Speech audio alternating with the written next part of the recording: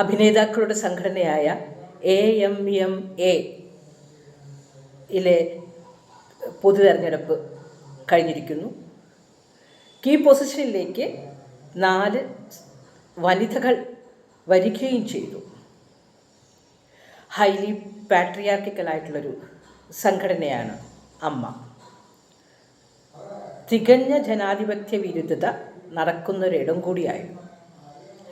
നടി ആക്രമിക്കപ്പെട്ട വിഷയവുമായി മിടുക്കിയായ പാർവതി തിരുവോത്ത് തൊടുത്തുവിട്ട ചില വിമർശനങ്ങളും അതിനെതിരെ അവർ നടത്തിയ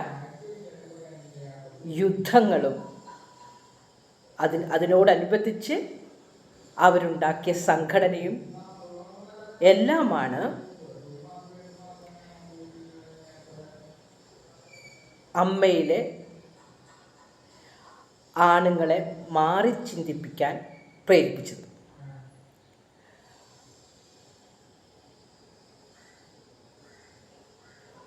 ചുരുങ്ങിയ പക്ഷം പാർവതി തിരുവോത്തിനെ അവിടുത്തെ ആണുങ്ങളെ ചെറിയ തോതിലെങ്കിലും നവീകരിക്കാൻ കഴിഞ്ഞു എന്നുള്ളതാണ് ഇതുകൊണ്ട് ഉണ്ടായത്.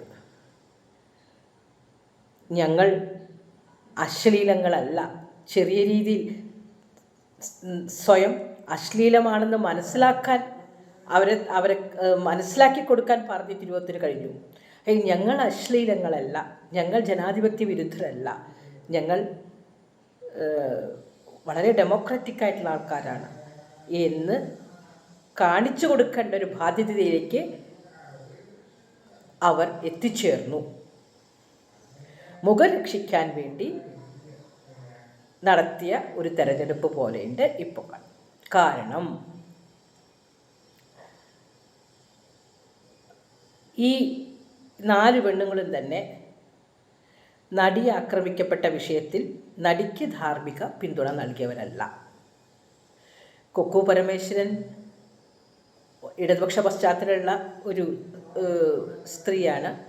അവർ മാധ്യമങ്ങളെ കൂകി കളിയാക്കുന്നത് ആ ദിവസം അവർ ചില ചോദ്യങ്ങൾ ഭാരവാഹികളോട് ചോദിക്കുമ്പോൾ കൊക്കു പരമേശ്വരൻ അവിടെ ഇരുന്ന് പരസ്യമായി കൂകുന്നത്, അവരെ കൂകി ആട്ടിപ്പായ്ക്കുന്ന ഒരു രംഗം ഇപ്പോഴും എൻ്റെ മനസ്സിലുണ്ട്.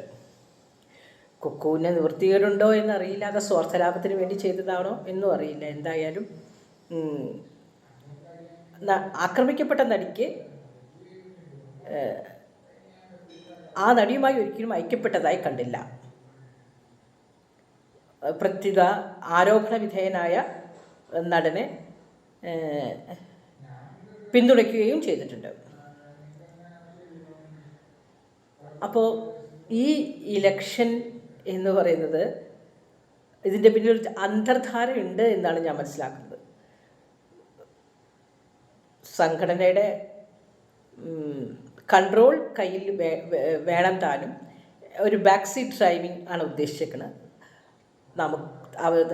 തങ്ങൾക്ക് ഇഷ്ടപ്പെട്ട ആൾക്കാരെ കീ പൊസിഷനിൽ വെക്കുകയും ചെയ്യാം. ഇത് ഒരു ഹൈലി ഡെമോക്രാറ്റിക്കാണ്, എല്ലാ പൊസിഷനിലേക്കും സ്ത്രീകളാണ്, ഹൈലി ഡെമോക്രാറ്റിക്കാണെന്ന് വരുത്തി തീർക്കുക എന്ന ഒരു ഉദ്ദേശത്തോടു കൂടിയാണ് ചെയ്തിട്ടുള്ളത്. ഉദ്ദേശശുദ്ധി ഉണ്ടോ ഇല്ലയോ എന്നുള്ളത് വേറെ കാര്യം. സ്ത്രീകൾ വന്നു അവിടെ ഇരുന്നു എന്നൊക്കെ ഉള്ളത് ഒരു നല്ല കാര്യം തന്നെ. കൗതുകത്തോടു കൂടിയാണ് കാണുന്നതെങ്കിൽ കൂടി അത് നല്ല കാര്യം തന്നെ. കാരണം ബയാസ്ഡ് ആവേണ്ട, അഭിപ്രായം ഇരുമ്പുരൊക്കെ ഒന്നല്ല. അധികാരം കൈകെട്ടി കഴിയുമ്പോൾ ചിലപ്പോൾ സ്ത്രീകൾക്ക് നെല്ലും പതിരും തിരിച്ചറിയാനുള്ള കപ്പാസിറ്റി വരുമായിരിക്കും. അവർ നടുനിവൃത്തി നിൽക്കാനും സാധ്യതയുണ്ട്. അതുകൊണ്ട് ആ ഒരു ആസ്പെക്റ്റിൽ അത് നല്ലത് തന്നെയാണ്. അതുപോലെ തന്നെയാണ് 33% റിസർവേഷൻ ഈ ലോക്കൽ സെൽഫ് ഗവേണിംഗ് ബോഡീസിലേക്ക് 33% റിസർവേഷനിലും ഒരു രാഷ്ട്രീയ കക്ഷികളും ജനാധിപത്യ ബോധമോ അല്ലെങ്കിൽ ചിന്താശേഷിയുമുള്ള സ്ത്രീകളെ കൊണ്ടുനിർത്താറില്ല. കഴിയുമെങ്കിൽ അകറ്റി നിർത്തുക തന്നെ ചെയ്യാറ്. എവിടെന്നെങ്കിലുമൊക്കെ അജ്ഞാനുവർത്തികളെ തെരഞ്ഞു പിടിച്ച് അവിടെ കൊണ്ടിരുത്തുക എന്ന് അതുവഴി പറഞ്ഞു കൊടുത്ത് ഒപ്പുവെക്കുന്ന ആ സ്ത്രീകളെയൊക്കെ മാത്രം തന്നെയാണ് കൊണ്ടുവന്നിരുത്താറുള്ളത്. അത് ഒരു 3 decades കഴിഞ്ഞ് അതിനും മാറ്റം സംഭവിക്കാം. അപ്പോൾ അതുകൊണ്ട് തന്നെ അങ്ങനെ ആലോചിച്ച് നമുക്ക് ആശ്വസിക്കാമെന്ന് മാത്രം. പക്ഷെ നല്ല നല്ല ചിന്തിക്കുന്ന സ്ത്രീകളുടെയൊക്കെ പൊട്ടൻഷ്യലൊന്നും രാജ്യത്തിന് വേണ്ടി യൂട്ടിലൈസ് ചെയ്യാൻ ഉള്ള ഓപ്പർച്യൂണിറ്റി അതുവഴി നിഷേധിക്കപ്പെടുകയാണ് ചെയ്യുന്നത്. അവരുടെ ഒരു കഴിവും അവരുടെ ഒരു വിഷനൊക്കെ പൊതുസമൂഹത്തിന് കിട്ടാതെ പോകുന്നു. അതിന് അവർക്കത് കോൺട്രിബ്യൂട്ട് ചെയ്യാനുള്ള അവരുടെ അവകാശവും നിഷേധിക്കപ്പെടുകയാണ്. ഇവിടെ ഈ തെരഞ്ഞു പിടിച്ച് ചുക്കനും ചുണ്ണാമ്പും കൊള്ളാത്ത സ്ത്രീകളെ തെരഞ്ഞു പിടിച്ച് കൊണ്ടുവന്ന് സ്ഥാനാർത്ഥികളാക്കുന്ന വഴി നടക്കുന്നത്. മാറ്റം വരും എന്ന് നമുക്ക് പ്രതീക്ഷിക്കാം. അപ്പോൾ അതിൽ ലക്ഷ്യപ്രിയ എന്ന് പറഞ്ഞൊരു സ്ത്രീ വൈസ് പ്രസിഡന്റ് വന്ന സ്ത്രീ പറയുന്നത് കേട്ടു, ഞങ്ങൾക്ക് മോഹൻലാലും മമ്മൂട്ടിയും സുരേഷ് ഗോപിയും ഇല്ലാതെ പറ്റില്ല. സ്വാഭാവികമായിട്ടും അവർ വളരെ പ്രായോഗികമായി ചിന്തിക്കുകയാണെങ്കിൽ പൈസ ഉള്ള ഒരു സംഘടനയിൽ വേണമല്ലോ. അപ്പോൾ അവരെ പ്ലീസ് ചെയ്ത് പറയണം. പക്ഷെ ചുരുങ്ങിയ പക്ഷം ആദ്യം തന്നെ പറയേണ്ടത് അങ്ങനെയല്ല എന്നുള്ളതുപോലെ ഒരു സാമാന്യ ബോധവും അല്ലെങ്കിൽ രാഷ്ട്രീയ ബോധമൊന്നും ഇല്ലാത്ത ഒരു കൂട്ടം പെണ്ണുങ്ങളാണെന്നാണ് എനിക്ക് മനസ്സിലായത്. എല്ലാ ആളുകളുടെയും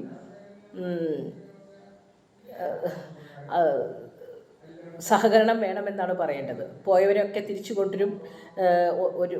ഒരു വട്ടമേശയ്ക്ക് ചുറ്റുമിരുന്ന് സംസാരിച്ചാൽ തീരാവുന്ന പ്രശ്നമാണ് എന്നൊക്കെയാണ് പറയുന്നത് പോയ മറ്റ് സ്ത്രീകളെ. പക്ഷെ അതല്ല, അവർ പോയത് അതിഗൗരവമായ ഒരു വിഷയത്തിൻ്റെ അടിസ്ഥാനത്തിലാണ്.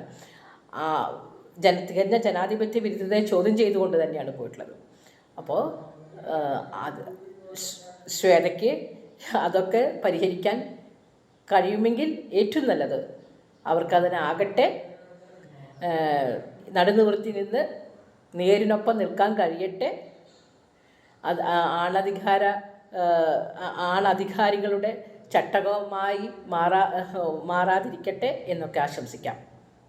നന്ദി, നമസ്കാരം.